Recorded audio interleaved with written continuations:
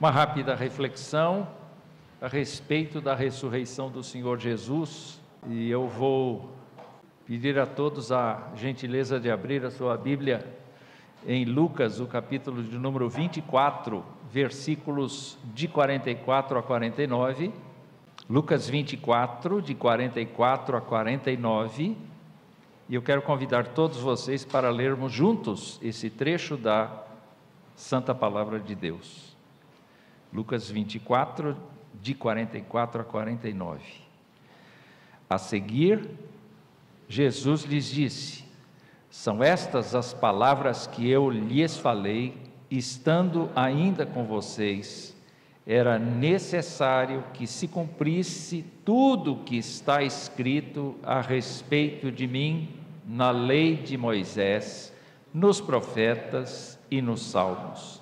Então lhes abriu o entendimento para compreenderem as Escrituras e disse-lhes: assim está escrito que o Cristo tinha de sofrer, ressuscitar dentre os mortos no terceiro dia, e que em seu nome se pregasse arrependimento para a remissão de pecados a todas as nações, começando em Jerusalém. Vocês são testemunhas destas coisas. Eis que envio sobre vocês a promessa de meu Pai. Permaneçam, pois, na cidade, até que vocês sejam revestidos do poder que vem do alto. Que Deus nos abençoe. Crianças, quando Jesus falou estas coisas, ele já tinha ressuscitado, ele estava com um corpo, com o próprio corpo dele, totalmente diferente. Porque ele, quando foi executado na cruz, foi crucificado, o seu corpo estava muito judiado, muito machucado, muito ferido. Eu posso imaginar que as costas de Jesus estavam todas rasgadas por conta dos chicotes romanos. Os pregos nos pulsos, nas suas mãos, não é? E nos seus pés, provocaram cicatrizes imensas. Os seus olhos possivelmente estavam muito inchados. A sua fronte estava todinha marcada pela coroa de espinhos que havia sido posta nele. Mas no dia que Jesus ressuscitou, ele estava muito bonito. Muito bonito. Ninguém o reconheceu, porque ele estava cheio de saúde. Mas não era a saúde que a gente tem, que é alimentada e mantida por medicamentos, por tratamentos, era uma saúde de um corpo que nunca mais vai se deteriorar. Sabem de uma coisa? Deus não improvisou nunca nada. Eventualmente alguém pode pensar assim: eles mataram o meu filho, mas eu dou um jeito nisso, eu ressuscito. Não foi isso não. Na verdade, a palavra de Deus, desde os tempos de Davi, desde os tempos de Isaías, desde os tempos dos profetas, anuncia que o servo do Senhor vai ter os seus dias de glória, os seus dias de majestade, os seus dias de reger a terra com vara de ferro. Nós oramos agora, e o Senhor está reinando, conforme a oração que nós oferecemos a Deus pelo reverendo Wellington. Ouvimos essa expressão que Jesus Cristo está regendo, e isso vem da palavra do Senhor. Mas o próprio Senhor Jesus Cristo, muitas vezes, mas muitas vezes mesmo, disse a céu aberto, para quem quisesse ouvir, e especialmente para os seus discípulos, ele disse que ele teria que morrer. Estava planejado que ele morresse. Ele sabia da morte dele, mas ele também sabia de outra coisa.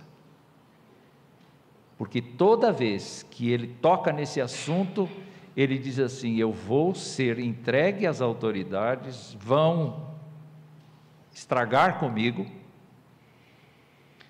mas tem uma coisa: eu vou ressuscitar no terceiro dia. Ele avisava.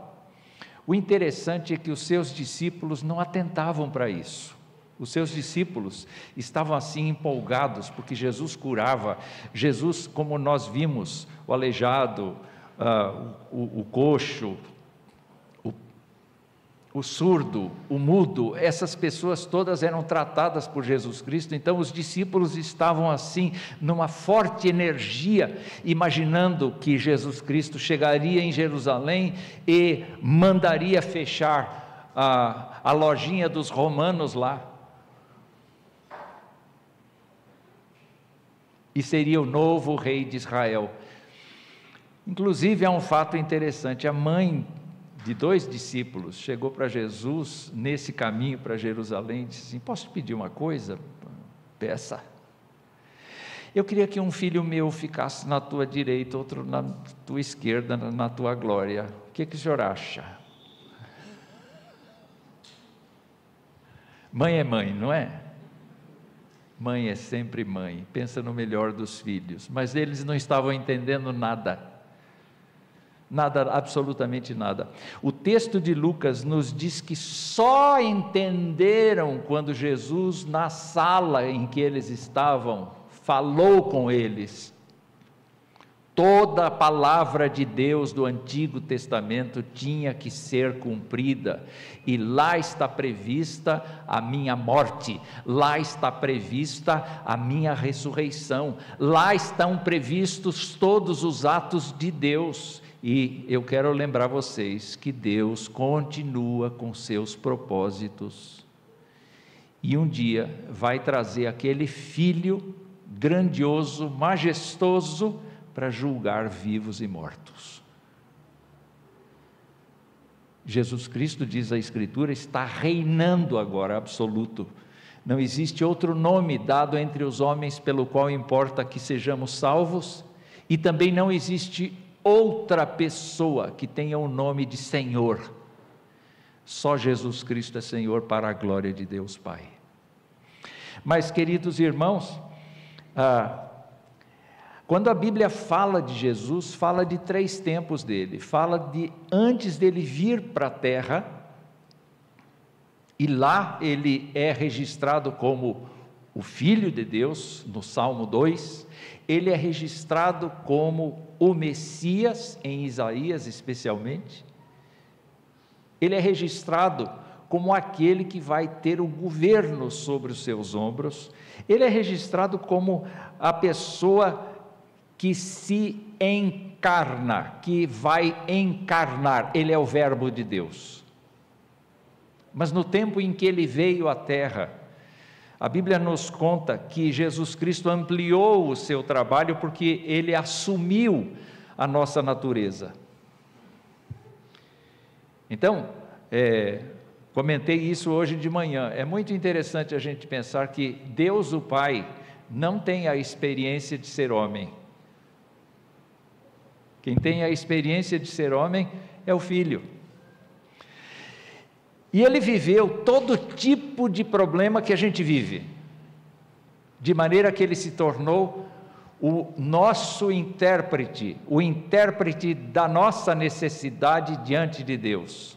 Ele é a pessoa que conhece todo o dilema humano, porque ele tornou-se homem. E quando a Bíblia fala disto, mostra que Jesus Cristo é um homem compassivo, é um homem bondoso, é um homem que não tem descanso, é um homem que olha para as necessidades das pessoas mais intimamente, é um homem que procura o bem das pessoas. Mas por inveja e por incredulidade, as autoridades vão montando um esquema de traição contra ele. Ele sabe disso, ele anuncia isso. E quando Jesus Cristo está aqui, ele assume as funções e os títulos de filho, Messias, Verbo encarnado, de servo. Ele diz: eu não vim para ser servido, eu vim para servir e dar a minha vida em resgate de muitos. Quando Jesus então é preso, julgado injustamente, crucificado, como disse a nossa cantata, todos pensavam que era o fim. Os discípulos de Emaús saíram decepcionados de Jerusalém. Ninguém entendia, porque o grande Messias, que eles tinham confiado tanto, tinha acabado numa cruz e tudo estava perdido. Não, nada estava perdido. Nada estava perdido. A Bíblia mostra que Jesus Cristo, ao ressurgir no terceiro dia, não teve esse expediente aqui. A gente podia imaginar isso, não é? Vamos trocar o corpo de Jesus porque esse está muito desgastado. Esse não serve mais. Esse serviu enquanto ele estava vivo, mas esse agora não serve mais. Vamos trocar de corpo. Não. O poder de Deus fez com que o próprio corpo de Jesus Cristo fosse ressuscitado. Nós estamos acostumados a pensar em ressurreição como retorno à vida. Tem alguém aqui que já foi ressuscitado? Teve parada cardíaca e fizeram um exercício para você voltar? Eu já fui testemunha disso algumas vezes, de pessoas que tudo parou, não funcionava mais, não respondiam. E de repente, por tratamento médico, por interferência médica, elas voltaram. A gente pensa em ressurreição desse tipo, não é? E a gente vê na Bíblia várias pessoas que foram ressuscitadas. Não é verdade? A gente não vê essas pessoas ressuscitadas, mas a ressurreição de Jesus Cristo não foi desse tipo. Não foi desse tipo. Eu fico imaginando Lázaro, reverendo Lázaro. Lázaro morreu, aí foi ressuscitado. Ele foi tentado de novo. Ele teve que pedir perdão a Deus de novo, porque ele voltou na natureza antiga dele.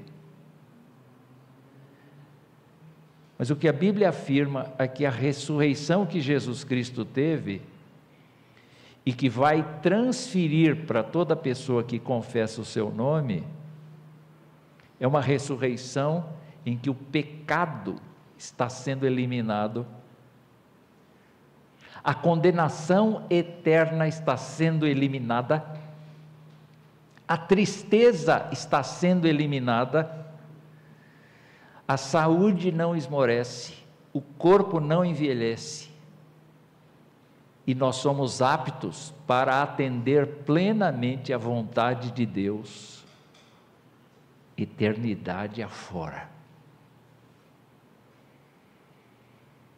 E Jesus Cristo é chamado de primogênito dentre os mortos por conta disto, porque a promessa de Deus é que toda pessoa que confessa a Jesus Cristo como seu Senhor e Salvador, receberá um corpo semelhante ao dele. Eu vou mudar a frase: receberá o próprio corpo semelhante ao dele. O que isso significa? Significa, queridos irmãos, que não existe reencarnação na Bíblia. Não existe fim de todas as coisas na Bíblia. Existe, sim, o dia em que Ele vai julgar vivos e mortos, porque Ele está vivo, Ele está trabalhando.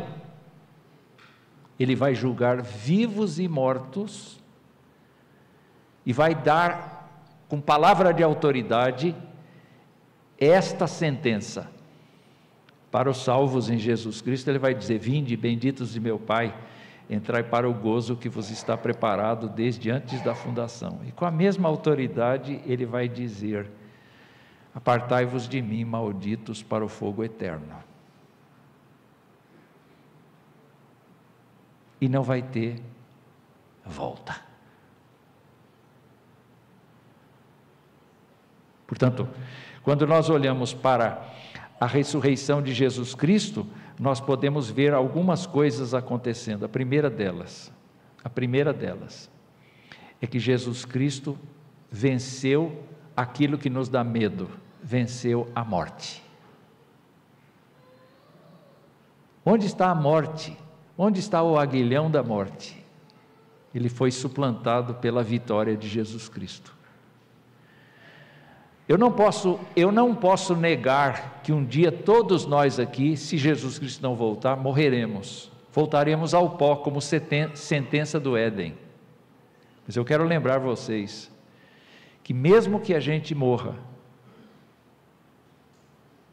o crente verdadeiro vai continuar vivo e vai receber o seu corpo de volta. Esses dias eu vi uma notícia interessante, que uma das pessoas que fez um grande serviço à NASA teve parte do seu corpo levado para a Lua. Aí eu falei assim, como é que vai ser na volta de Jesus? Como é que ele vai ressuscitar? A Bíblia diria assim, não é da sua conta. Não é da sua conta, como eu vou fazer, mas eu vou fazer.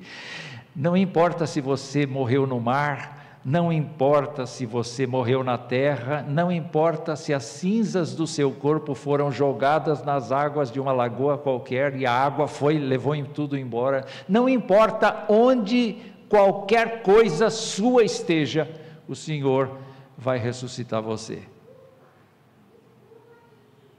É por isso que o crente que confessa Jesus Cristo como seu Senhor e Salvador, eu preciso repetir isso toda vez, não tem medo, sente o incômodo da morte, porque é ruim morrer, dói, mas queridos irmãos, não tem medo, sabe por quê? Porque do lado de lá está o Senhor esperando, porque Ele está vivo, Ele próprio dirige todas as legiões de anjos, todo tempo Ele está cuidando para que os seus sejam ancorados, sustentados, abençoados.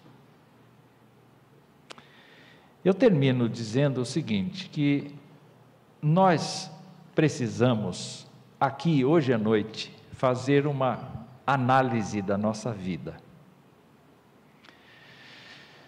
porque a mensagem de Cristo para nós é a seguinte: arrependa-se dos seus pecados e creia em Jesus para a sua salvação,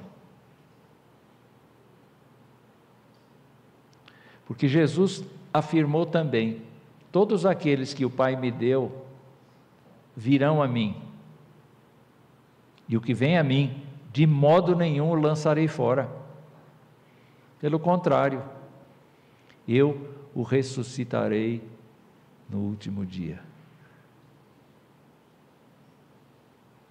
Se você confessa a Cristo, diga no seu coração, não na sua boca, no seu coração: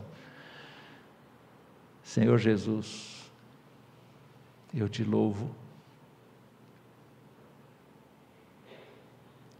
porque sou alvo da tua misericórdia e da tua graça. Ó Senhor, eu te louvo, porque o Senhor vai me ressuscitar. Ó Senhor, eu te louvo, porque eu vou ter pela eternidade afora, por causa exclusivamente do meu Senhor Jesus, a tua companhia para sempre. Está dizendo isso no seu coração? Você está dizendo isso no seu coração ou só está ouvindo? Eu queria que você falasse isso para o Senhor. E olhe, ao pregar o Evangelho, faça como a Bíblia ensina. Pregue para a pessoa que você conhece a seguinte mensagem: o Evangelho de Jesus Cristo é uma boa nova. Se arrependa dos seus pecados e creia que Jesus Cristo pagou por eles na cruz. Segunda coisa, se lembre que o Jesus crucificado não foi por acaso, ele foi crucificado de propósito, por Deus mesmo, para que a ira de Deus repousasse sobre ele, ou ficasse sobre ele, e você fosse livrado. Terceira coisa, se lembre que Jesus Cristo, ao ressuscitar, nos justifica e confirma todas as coisas que ele disse na vida antes de ser crucificado. Porque tudo quanto ele disse tornou-se coluna e sustentáculo da nossa fé, porque ele está vivo, ele confirma todas as palavras que ele disse. Quarta coisa, não escolha para quem você vai falar isso, fale para todos. Não entre nesse joguinho de dizer, fulano não merece, é muito ruim, não gosto dele. Anuncie a quem você gosta e a quem você detesta. Conte para todos, porque se Deus classifica quem vai ser salvo, também isso não é da nossa conta. O que é da nossa conta? Ide, pregai o Evangelho a toda criatura.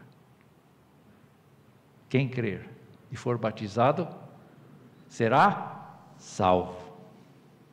Você é salvo? Se você é salvo, louve ao Senhor, porque Jesus ressuscitou.